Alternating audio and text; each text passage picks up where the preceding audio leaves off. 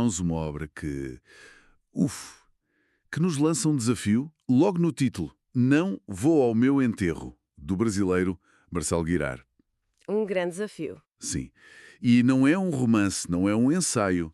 É uma coleção de poemas, de pensamentos que parecem existir para nos tirar do nosso eixo. Exato. Então, o que vamos tentar fazer aqui é mergulhar neste material e tentar perceber o que o torna tão inquieto e ao mesmo tempo tão autêntico. Pois, e o prefácio de Américo Mano já nos dá uma pista, não é? Ele descreve o Girard como um arquiteto de imagens com uma luz inquieta. Uma luz inquieta, gosto disso. Acho que é mesmo isso que vamos encontrar. Uma escrita que não se contenta com o óbvio, está cheia de metáforas que nos apanham de surpresa Sim. e que nos forçam a olhar para temas universais, vida, morte, amor, de um ângulo completamente novo. Ok, vamos a isso então. E por onde começar se não pelo poema que dá nome ao livro? A minha primeira reação ao ler Não vou ao meu enterro foi pensar que era sobre o medo. Claro, é a primeira coisa que nos ocorre. Medo de confrontar o fim. Mas os motivos que ele dá para evitar o cheio das flores, o choro do meu inimigo, o encontro de meus dois amores. É outra coisa. Parece que o problema dele não é com a morte em si, mas com o drama todo que os vivos vão fazer. Estou a ler bem isto. Está a ler perfeitamente. O fascinante é precisamente isso. A recusa não vem do medo do fim, mas sim da encenação social que o rodeia. Da encenação, exato. Girard está a dizer-nos que o nosso próprio funeral, na verdade, não é sobre nós. Não. É uma peça de teatro para os vivos, cheia de lágrimas forçadas, de flores compradas, e ele recusa-se a ser o adereço principal num espetáculo a que nem sequer pode assistir. É a derradeira rebelião, então. É, a derradeira rebelião não é contra a morte, mas contra o teatro social que segue. Recusar-se a ser o protagonista passivo da sua própria cerimónia. Adoro isso. E essa ideia de que a vida é para ser vivida, não para se tornar um espetáculo para os outros depois, parece ser um fio condutor na obra. Sem dúvida. Ele puxa esse fio em vários poemas. Veja o que ele diz em Store. Ok. A riqueza da morte nunca foi achada, se enterrou na vida. Por isso ninguém acha nada. É uma inversão total. Total. A busca pela riqueza espiritual no pós-morte é para ele um beco sem saída. O tesouro está aqui, agora. E ele termina com uma imagem quase violenta para descrever como se vive. Sim, essa imagem é. Para se chegar à vida eterna, não é preciso morrer. É só abraçar com a perna o que não pode correr. Essa imagem, abraçar com a perna o que não pode correr, é brutal. É uma forma muito agressiva de dizer viva o agora. Não estamos a falar de mindfulness e meditação. Não, de todo. Estamos a falar de agarrar a vida à força. É uma intensidade que chega a ser desconfortável, mas é incrivelmente poderosa. Exatamente, é uma urgência física. E essa contagem decrescente do tempo está muito presente. Pense no poema Cada vez que o sol nasce, eu morro um dia. O título por si só já é um soco no estômago. Pois é. Cada novo dia é uma dádiva, mas também é um passo em direção ao fim. O sol, essa força que nos dá a vida, é apresentado como uma testemunha indiferente. Sim, imparcial. Ele diz que o sol ilumina a lágrima do africano e, ao mesmo tempo, resseca as passas dos burgueses. É completamente imparcial, mas depois ele dá uma volta no final do poema que nos devolve o controlo. Ele diz: basta da sua ótica, você vê o que mais lhe satisfaz. E essa é a chave. Depois de nos mostrar a indiferença do universo, ele diz-nos: ok, o mundo é o que é, mas a sua experiência dele depende inteiramente da sua perspectiva. É isso. Ele conclui com: o sol nasce para todos os mortais, pois já de fundo já não incomoda mais. No fundo, enquanto estamos vivos, somos nós que damos cor e significado ao mundo. E essa ideia de que somos nós que construímos a nossa própria realidade parece ser uma opção para ele, certo? Aparece por todo o lado. Completamente. Ele até define a própria poesia dessa forma. No poema O Óbvio, ele diz: assim é o poema, um óbvio que não existe. É genial. Ou seja, a poesia não inventa nada, apenas revela aquilo que estava à nossa frente o tempo todo, mas que éramos incapazes de ver. E ele leva essa ideia da percepção para um território ainda mais pessoal, que é o da identidade. No poema Pensa, Passa, ele atira uma bomba. Você é o que você passa, e não o que pensa. Ok, essa frase deu-me mesmo um nó na cabeça. A vida toda ouvimos penso, logo existo, e ele simplesmente vira isso ao contrário. Vira completamente. Quer dizer que o meu monólogo interior não vale nada. Só o que os outros veem de mim, as minhas ações, é que conta. Isso é um pouco assustador. É desconcertante. Mas é uma visão muito performativa da identidade. Não somos o que matutamos em silêncio, somos o rasto que deixamos no mundo. O rasto. As nossas ações, a energia que passamos aos outros, a forma como atravessamos a vida, é isso que nos define. E essa relação com o outro é algo que ele explora de forma quase cirúrgica num poema chamado Psicopenso. Esse poema é de uma densidade incrível. Ele diz coisas como: o outro é invisível quando quero, faz-se presente na satisfação e divide-me ao prazer sadomasoquista. É de uma honestidade brutal, não é? Ele está basicamente a dizer que usamos as pessoas como espelhos para nos sentirmos vivos. Mesmo que isso seja meio sádico. Pois é. É desconfortável porque todos nós fazemos um pouco isso. E a imagem final desse poema é uma das mais belas do livro. Ele diz: o outro é uma pedra descascada pelo lenço. Uau! Pense nisso. O outro pode parecer uma rocha, algo sólido, impenetrável. Mas o nosso lenço, a nossa percepção, a nossa sensibilidade, a nossa interação vai descascando essa pedra. Revelando camadas. Isso. Revelando camadas, mudando a sua forma. Nós moldamos a realidade do outro só por o observarmos. Ok, então já falamos sobre torcer a realidade.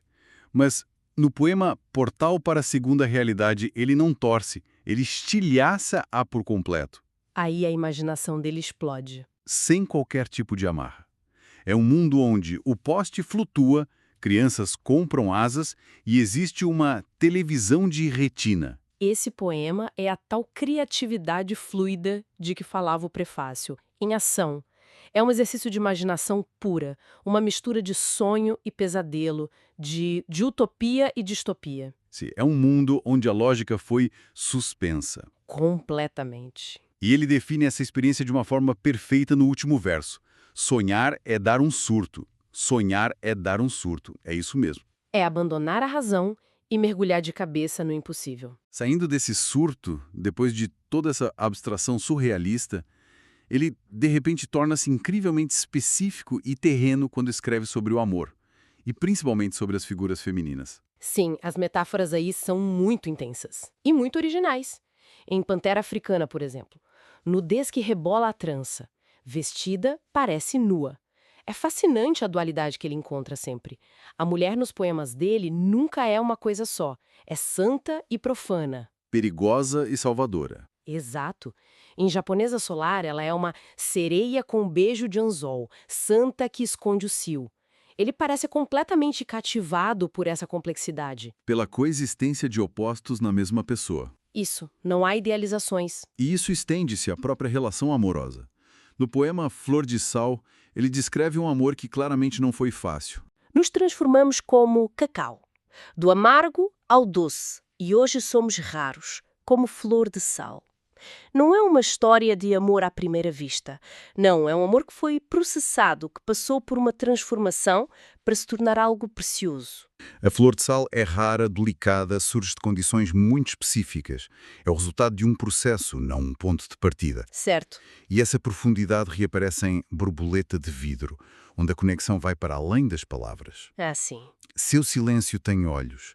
Dentro de você mora uma concha e as pérolas transpiram no beijo. É uma forma lindíssima de dizer que a comunicação mais verdadeira acontece num plano que é só de pura sensação e intuição. Exatamente. E as observações dele não se ficam pelo amor ou pelo eu. Ele tem um olhar incrivelmente aguçado para a forma como as pessoas se comportam em sociedade. A filosofia da Porta é um exemplo brilhante disso. É um catálogo. É um catálogo dos nossos medos e desculpas. É um espelho. Lemos aquilo e reconhecemos imediatamente. Ou alguém que conhecemos. Tem gente que fecha a porta e não quer sair. Quem não conhece alguém assim? Exato. E a minha preferida, outros preferem a janela para fugir da porta certa. Essa é ótima. Seu doeu um bocadinho. É uma análise quase clínica das nossas hesitações e da nossa autossabotagem. E a melhor de todas, para mim, é: e tem aqueles que já estão lá dentro, quando aqui fora aperta. Ah, sim. Todos nós conhecemos alguém assim. Ou talvez até já tenhamos sido essa pessoa, que só se lembra da porta quando a tempestade aperta lá fora. É uma cutucada genial na nossa zona de conforto. E ele até se aventura na política, mas de uma forma que achei cínica. Ou talvez seja só realista. No poema Casca de Dentro, É uma visão muito pragmática do poder.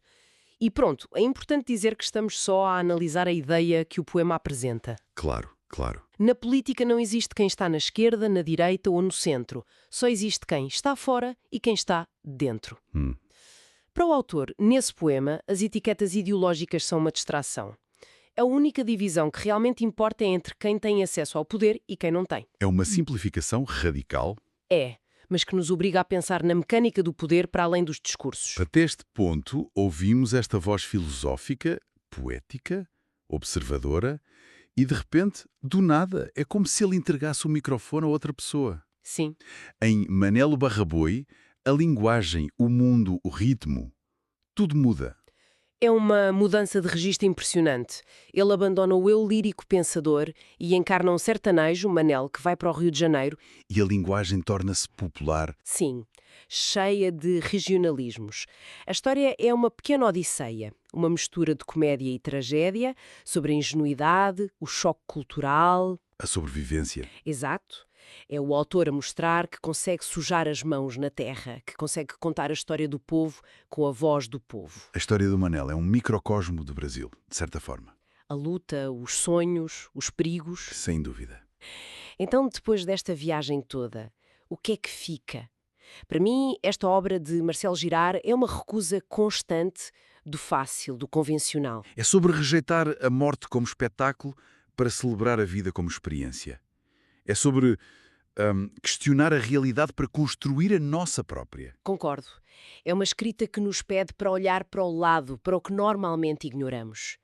Há uma frase na parte final do livro que resume tudo para mim. Qual? A vida é feita de coisas e de outras coisas, e sempre escolho as outras coisas que não são feitas. É uma declaração de amor ao potencial. Ao que ainda não existe, ao não convencional. É a celebração do óbvio que não existe, como ele mesmo definiu a poesia. A escrita dele ensina-nos a valorizar o que está nas entrelinhas, o que transborda. E se pensarmos nisso, a obra toda parece um convite para prestarmos mais atenção a esses transbordamentos na nossa vida. Certo. Isso deixa-nos com um pensamento final, inspirado num outro poema, 2 é monossílabo. Nesse poema, Girard descreve algo que ficou a ecoar em mim. Diz. O que transborda é o início de outra coisa, não o excesso. Então fica a questão para quem nos ouve. O que é que na nossa vida consideramos um excesso, um problema, um transbordamento, que poderia ser, na verdade, o início de algo completamente novo?